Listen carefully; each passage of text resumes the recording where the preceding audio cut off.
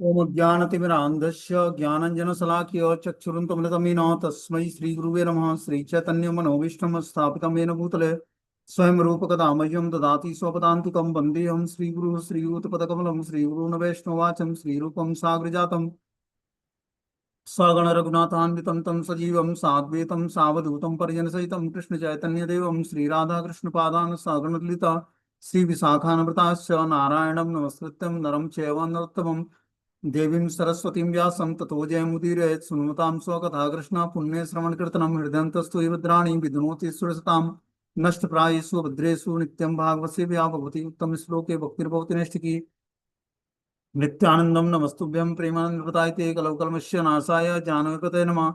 नमो महावदन्याय कृष्ण प्रेम प्रदायते कृष्णाय कृष्ण चैतन्य नामिने गौरद्विष नमः। अनर्पिच्छरिचिरात् करुणामतीर्णो कलौ समर्पितुं तुज्ज्वल स्वभक्ति श्रियं हरिप्रोट सुंदर गुत्कतम वसंदीपतम सदा हृदय कंदरे स्मृत्वा सचिनंदनम संसार दुख जलदोपत्तस्य काम क्रोधादीन क्रम करे कवलीकृतस्य दुर्वासना निगडितस्य निराश्रयस्य चैतन्य चंद्रमं देहि पदावलंबं चैतन्य चंद्रमं हृदि देहि पदावलंबं चैतन्य चंद्रमं हृदि कुमुदं विकास्य मृत्यं विदेहि निज चिंतन भृंगरंगे किंचापराधतिमिरनिबिड्डबधूयं पादामृतं सदैव पायत् दुर्गतं माम् आजानुलंबितभुजो कनकावदातो संकीर्तनेकपितरो कमलायताक्षो विश्वम्बरो द्विजवरो युगधर्मपालो वन्दे जगत्प्रियकरो करुणावतारो नमस्त्रय काल सत्याय जगन्नाथाय सुताय च सभृत्याय सपुत्राय सकलत्राय ते नमः। अतीर्णो साकरुण्यो परिचिन्नो सदीश्वर श्रीकृष्ण चैतन्य नित्यानंदो द्वय भ्रातरं भजे सहजयत विसिद्ध विक्रमं कनकाभ्यं कमलाय तीक्ष्णं पर्जानुनं विलंबितं खड्गुज बहुधा भक्तिरसाभिनर्तकम्। जयतु जयतु देवा कृष्ण चैतन्य चंद्रो जयतु जयतु कीर्तितस्य नित्या पवित्रम जयतु जयतु वृत्तस्य विश्वेश्वमूर्ति जयतु जयतु नृत्य स्वरूप प्रियाणाम पंचतत्वात्मकं कृष्णं भक्त रूप स्वरूपम भक्तावतारम भक्ताख्यम नमामि भक्ति शक्तिकम। जय श्री कृष्ण चैतन्य प्रभु नित्यानंद श्री अद्वैत गदाधर श्रीवासादि श्री गौर भक्तवृंद। हरे कृष्ण कृष्ण कृष्ण हरे हरे हरे राम राम राम हरे हरे। तो इसमें आज हम लोग को श्रीमद् चैतन्य भागवत का मध्य खंड तृतीय अध्याय प्यार संख्या 160 नंबर पढ़ना है।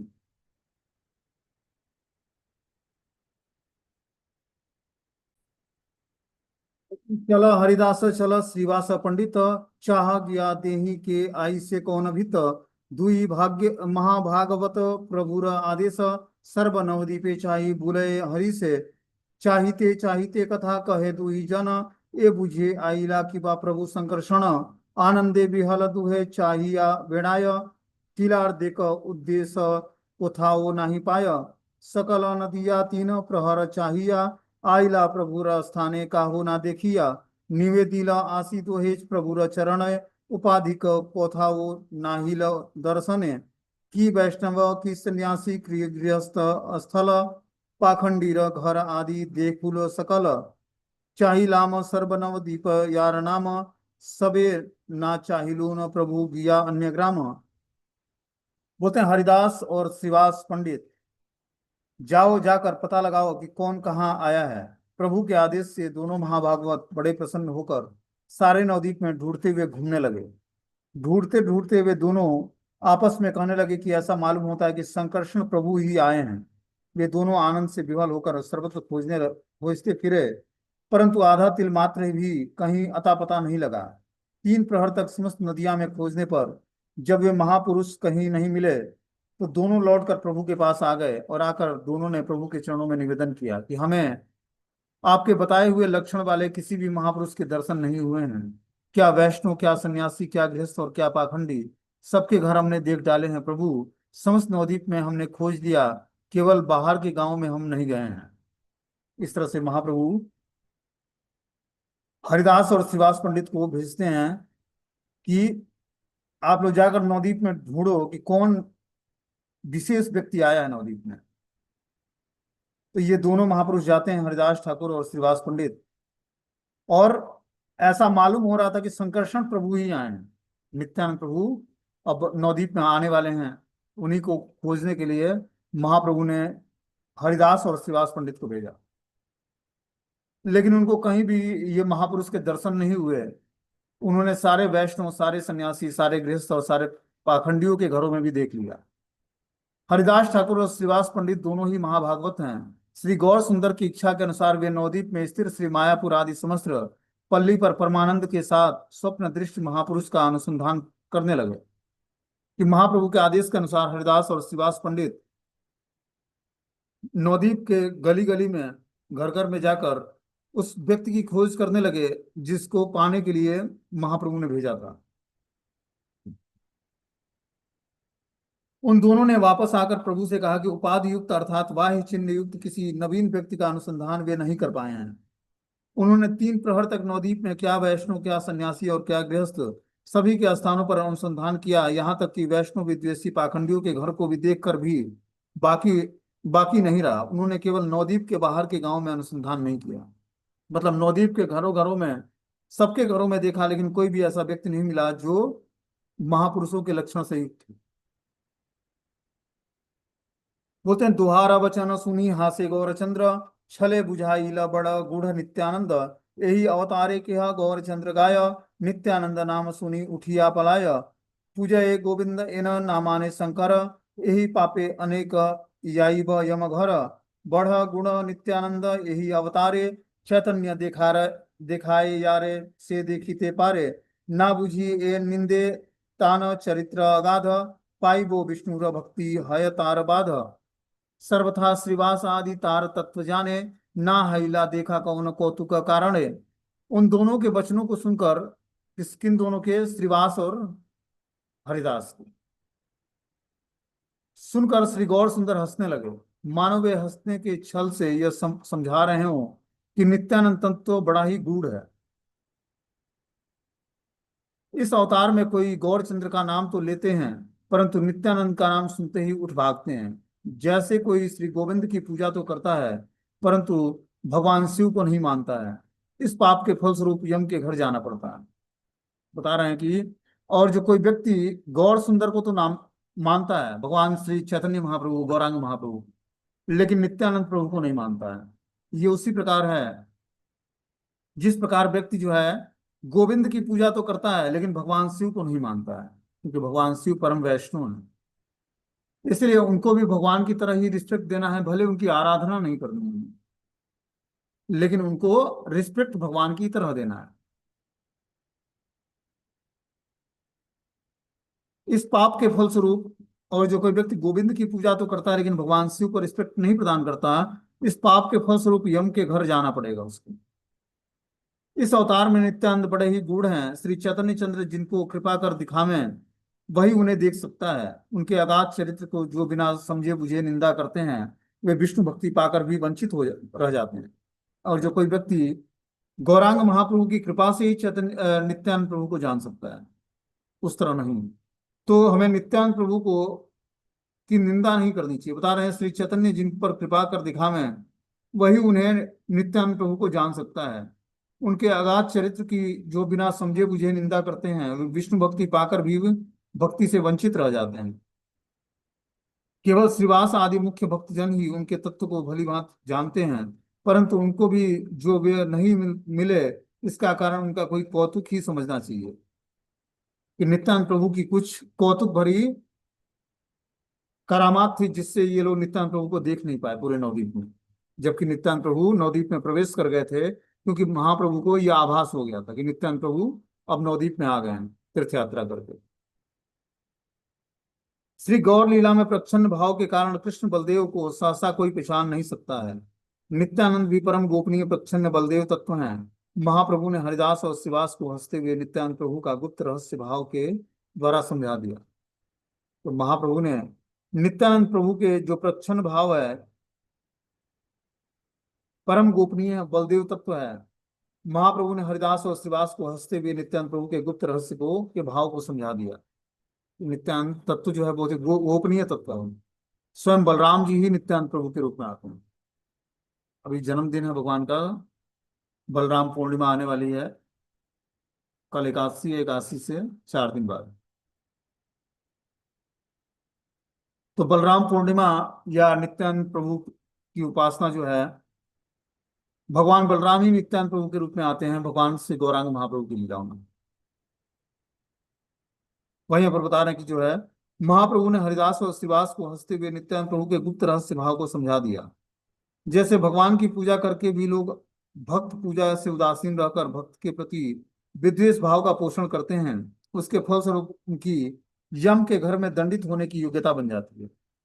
और जो कोई भगवान की तो उपासना करता है लेकिन भक्तों के प्रति उदासीन रहता है, ऐसे भक्त के प्रति विद्वेष भाव का पोषण करते करते हैं, उसके फलस्वरूप उनकी यम के घर में दंडित होने की योग्यता आ जाती है। इसी प्रकार भगवान श्री गौर सुंदर के प्रति श्रद्धान्वित होकर भी जो लोग बलदेव प्रभु नित्यानंद के प्रति श्रद्धा का भाव प्रदर्शन करते हैं, उनको उस अपराध के कारण दुर्भाग्य के फलस्वरूप दंडित होना पड़ता है। कि अगर जो कोई कृष्ण को स्वीकार करता है तो बलराम उनके जो बड़े भाई हैं, या जो चैतन्य महाप्रभु को स्वीकार करता है उसको एज ए नित्यानंद प्रभु को भी बलराम के रूप में स्वीकार करना चाहिए। नहीं करेगा ऐसा तो यम के द्वारा दंडित होगा वो, उनको उस अपराध के कारण दुर्भाग्य के फलस्वरूप दंडित होना पड़ेगा। श्री रुद्रदेव वैष्णव में श्रेष्ठ आचार्य हैं और विष्णु भक्तों के शिक्षक हैं, इसलिए उनके प्रति अवज्ञा करने पर जीव का कोई भी मंगल नहीं होता है। और जो कोई व्यक्ति भगवान शिव का को रिस्पेक्ट प्रदान नहीं करता है, एज ए गुरु के रूप में स्वीकार नहीं करता, उनकी अवज्ञा करता है, तो ऐसे जीवात्मा को कोई भी मंगल प्रदान नहीं होगा। भगवान शिव क्या है? परम वैष्णव आचार्य, तो उनको परम वैष्णव आचार्य के रूप में हमें उनको प्रणाम करना चाहिए। क्षीरम यथा दधि विकार विशेष योगा संजायते नहीं पृथगस्तु हेतु यह संभुतामपि संवेत कार्यात कार्यात गोविंद आदि पुरुषम तम हम भजामि। जिस तरह दूध और दही में मतलब ये अंतर होता है कि दूध से दही बन जाता है लेकिन दही से दूध नहीं बनेगा, वही भगवान विष्णु अपना विस्तार करके शिव के रूप में आते हैं और आसुरी शक्तियों का संहार करते हैं, तमोगुणी लोगों का विनाश करते हैं। तो जो व्यक्ति भगवान विष्णु को तो स्वीकार करता है लेकिन भगवान शिव को स्वीकार नहीं करता, बता रहे हैं कि जो है जो कि विष्णु भक्ति के शिक्षक हैं, इसलिए उनके प्रति अवज्ञा करने पर जीव का कोई मंगल नहीं होता है। महादेव से जैसे विष्णु संप्रदाय विष्णु स्वामी संप्रदाय की शिष्य परंपरा का क्रम क्रम उत्पन्न होता हुआ है, वैसे ही श्री नित्यानंद प्रभु की कृपा से जगत में शुद्ध भक्ति धर्म का प्रचार हुआ है। नित्यानंद प्रभु हमें शुद्ध भक्ति धर्म के बारे में बताते हैं। बिना नित्यानंद प्रभु के कृपा के हम भगवान की शुद्ध भक्ति नहीं जान पाएंगे।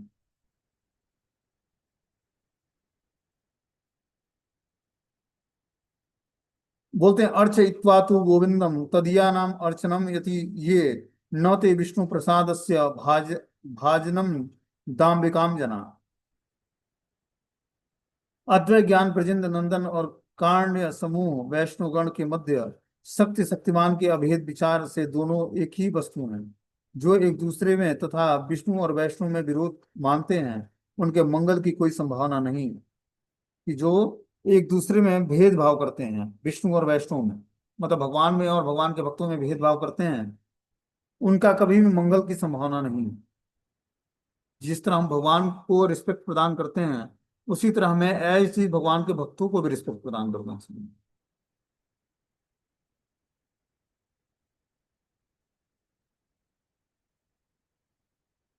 बोलते हैं श्री चैतन्य देव के प्रति सेवक गण ही उनकी कृपा से नित्यानंद प्रभु के स्वरूप से अवगत हो सकते हैं। मायाबद्ध जीव द्वारा श्री नित्यानंद प्रभु के चरणाश्रय पाना संभव नहीं है। श्री चैतन्य की कृपा रूप चैतन्य गुरु की अनुकंपा से ही नित्यानंद तत्व की उपलब्धि होती है।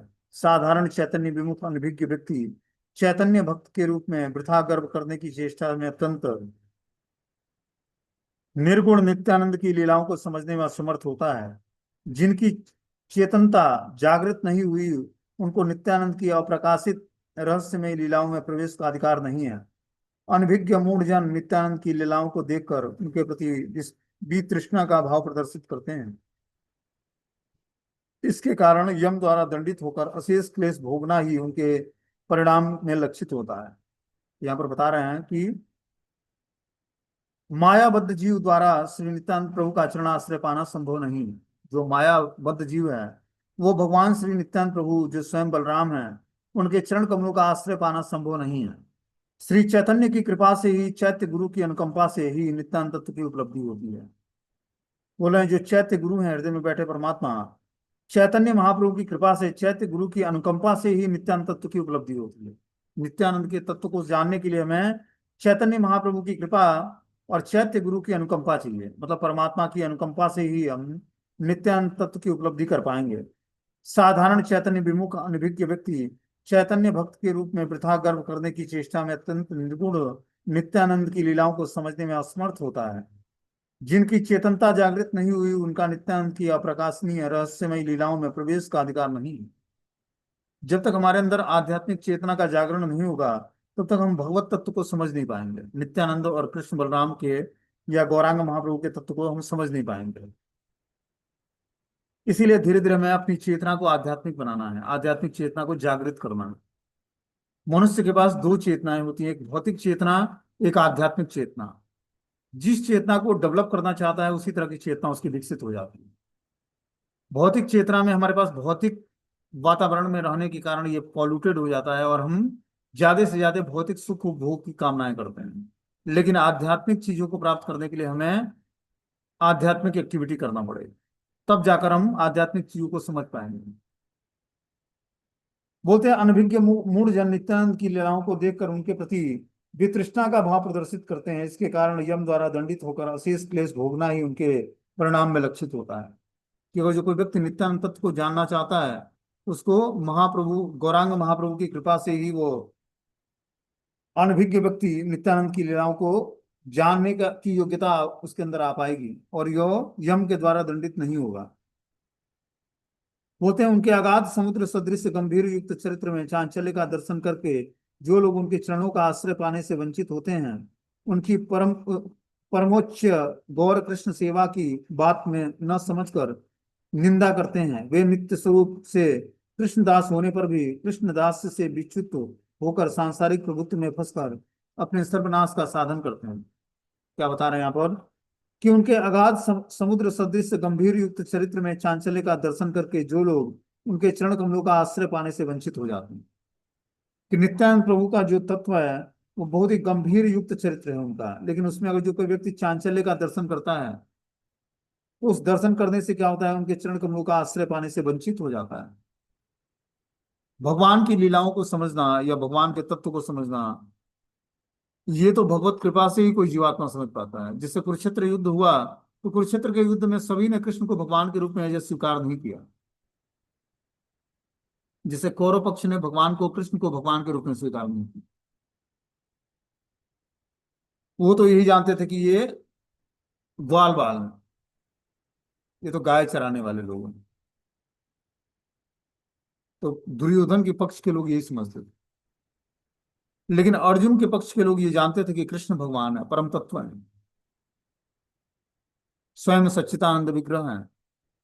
तभी तो कुंती माता प्रेयर करती है, हे प्रभु, जब हमारे पास सुख के दिन थे, दुख के दिन थे, तब तब आप हमारे साथ थे। आज युद्ध के बाद हमें राज्य मिल गया और आज हम आप हमें छोड़कर द्वारका जा रहे हैं। वैसी विपत्ति हमें बार बार दीजिए जिसमें आपका स्मरण बना रहे। ये मांगती है कुंती माता। कोई विपत्ति मांगेगा? सब तो क्या सुख संपत्ति घर आवे कष्ट मिटे तन का, ये मांगते हैं भगवान से। लेकिन कुंती माता विपत्ति मांग रही है कि हे प्रभु, जिस दिन विपत्तियों में थे हम लोग, घर से रिजेक्टेड थे, निष्कासित थे राज्य से, लाक्षागृह में आग लगा दिया दुर्योधन की टीम ने, वन वन भटक रहे थे कंद मूल फल खाकर, उसमें भी कई असुर मिल जाते, उनका वध करना पड़ता। तब आप हमें पूर्ण सुरक्षा प्रदान किए हुए थे, हमारे साथ थे।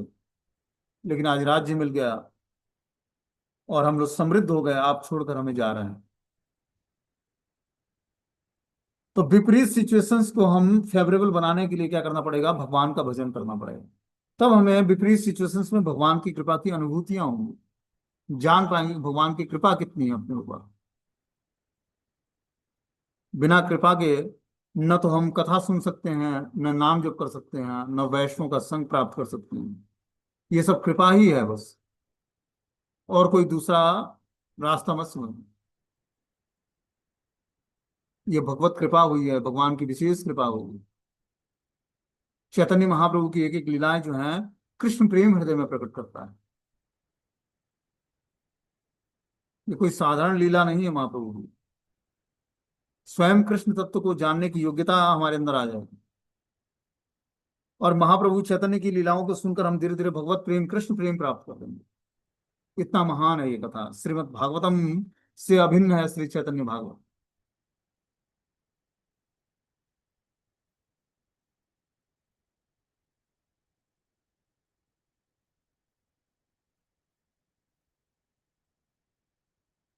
बोलते हैं विश्वभर मूर्ति ये न मदन समान, दिव्य गंध माल्य दिव्य वास परिधान, की हय कनक गुति से देहेरा आगे, से वचन देखिते चांदेर साध साध लागे, मनोहर श्री गौरांग नित्यानंद राय, भक्त जने संगे नगरे बेड़ाय, से दंत देखिते कोथा मुक्त मुक्तार दाम, से केश बंधन देखी ना रहे ज्ञान, देखिते आयत दुई अरुण नयन, आर की कमल अक्षय हेन हय ज्ञान, से जिज्ञानु से आजानु दुई भुज हृदय सुपीन, ताहे शोभा सूक्ष्म यंत्र सूत्र अति क्षीण, ललाटे विचित्र ऊर्ध्व तिलक सुंदर, अभरण बिना सर्व अंग मनोहर, किवा है कोटिमणि से नखे चाहिते,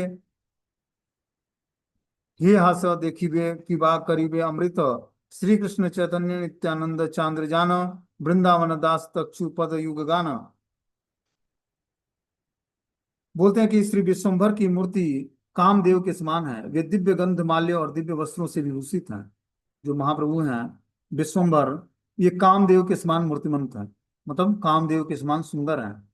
वे दिव्य गंध माल्य और दिव्य वस्त्रों से विभूषित हैं। वो दिव्य माला धारण करते हैं जो दिव्य गंधों से विभूषित होती है, और दिव्य परिधान धारण करते हैं। उनकी उज्जवल गौर देह के आगे कंचन की ज्योति भी भला क्या है, उनके मुख को देखने की लालसा चंद्रमा को भी रहती है। वो मनोहर गौरांग नित्यानंद राय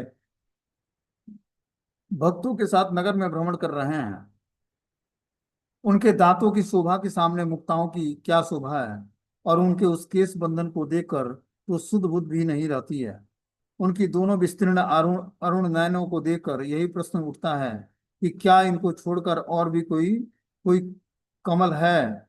घुटने तक लंबी लंबी भुजाएं, विशाल हृदय, उनके ऊपर शुभ्र और अति सूक्ष्म यज्ञ सूत्र सुशोभित है, ललाट पर सुंदर विचित्र ऊर्ध्वपुंड तिलक है, बिना आभूषणों के ही वो सर्वांग सुंदर हैं। उनकी नखावली के दर्शन करने पर कोटि कोटि मणि की तुच्छ प्रतीत होती है। उनका हाथ से मुख देख लिया तो फिर अमृत लेकर क्या करना। श्री कृष्ण चैतन्य और नित्यानंद चांद जिनके जीवन है, उस वृंदावन दास ठाकुर ने उनके युगल श्री चरणों को का कुछ यशोगान दिया है। इस प्रकार भगवान नित्यानंद प्रभु के सुंदर स्वरूप का वर्णन करते हैं कि आजानुलंबित भुजो कनकावदातो संकीर्तने कपितरो कमलायताक्षो विश्वम्भरो द्विजवरो धर्मपालो वंदे जगत प्रियकरो करुणावतारो। भगवान का केश बंधन देखकर सुध बुध नहीं रहती है। दो उनके दोनों विस्तीर्ण अरुण नयन को देखकर यही प्रश्न उठता कि क्या इनको छोड़कर और भी कोई कमल है। भगवान का जो अरुण नयन है, नयन मतलब नेत्र, वो कमलवत है, कमल के समान है। ये देख कर लगता है कि इसके अलावा भी कोई कमल है क्या इस भौतिक संसार में। घुटने तक लंबी भुजाएं हैं, विशाल हृदय है, उनके ऊपर शुभ्र और अति सूक्ष्म यज्ञ सूत्र सुशोभित है, ललाट पर सुंदर विचित्र ऊर्ध्वपुंड तिलक है, और बिना आभूषणों के ही वो सर्वांग मनोहर लगते हैं। उनकी नखावली के दर्शन करने पर कोटि कोटि मणि भी तुच्छ प्रतीत होती है, और उनका वह हास्य देखकर तो फिर अमृत लेकर क्या करना है। श्री कृष्ण चैतन्य नित्यानंद चांद जिनके जीवन है, उस वृंदावन दास ठाकुर ने उनके युगल चरणों का कुछ यशोगान किया है। बोलते हैं श्रीमद महाप्रभु की परम गंभीर मूर्ति हैं, जो कोटि मदन सदृश विलास भूषणों से अलंकृत और सौरभमय कुसुम मल्लिकाओं से सुशोभित है। उज्जवल वस्त्र पहने हुए वे स्वयं सौंदर्य के मूर्तिमान विग्रह हैं। उनकी अंग क्रांति ने परम उज्जवल स्वर्ण की दीप्ति को भी प्रभावित कर दिया है। कभी जब जन जिस चंद्रमा की शोभा की अतुलनीयता का वर्णन करते हैं, वह चंद्र भी उसके मुखमंडल के दर्शनों को उत्सुक रहते हैं। ऐसे अपरूप सौंदर्य के मूर्तिमान विग्रह श्री गौर सुंदर है। बता रहे कि जिसकी अतुलनीयता का वर्णन करने में शास्त्र भी समर्थ नहीं है, वह चंद्रमा भी उनके मुखमंडल के संतों को उत्कृष्ट कर करने के लिए है। ऐसे अपरूप सौंदर्य के मूर्तिमान विग्रह है श्री गौर सुंदर है। मतलब उनका स्वरूप जो है इतना सुंदर था कि बता रहे कि उनके मुखमंडल पर दर्शनों को उत्सुकता से आए हुए अभ्यर्थियों को भगवान श्री गौर सुंदर के सौंदर्य के मूर्तिमंत विग्रह ही गौर सुंदर कहलाते हैं। इस तरह बता रहे कि गौर सुंदर के प्रशस्त अरुण नयन कमलों के निकट अन्य पद्मों की शोभा लक्षित नहीं होती थी। उन्नत वक्ष की तुलना बारीक सूत्रगुच्छ से नहीं की जा सकती है। गौर सुंदर के नख समूह को लक्षण करने पर देखा जाता है कि कोटि मणियों की शोभा उनके पद नखों में दीप्यमान है। उनका अमृत कमल अमृत निंदनीय हास्य अनुपम शोभा को प्रदर्शन करता है। इस प्रकार बता रहे हैं कि जो गौर सुंदर के नख हैं, नख मतलब नाखून, वो कोटि मणियों के समान सुशोभित और पद नखों में दीप्यमान लगते हैं। मतलब पैरों में जो घुटने हैं वो कोटि मणियों की शोभा को और पद नखों के दीप्यमान लगते हैं। उनका अमृत निंदनीय हास्य अनुपम शोभा का प्रदर्शन करती है। जो महाप्रभु का अमृत निंदनीय हास्य है वो अनुपम शोभा को प्रदर्शित करता है। इस प्रकार तृतीय अध्याय का ये तृतीय अध्याय समाप्त हो जाता है। अब अगला अध्याय जो है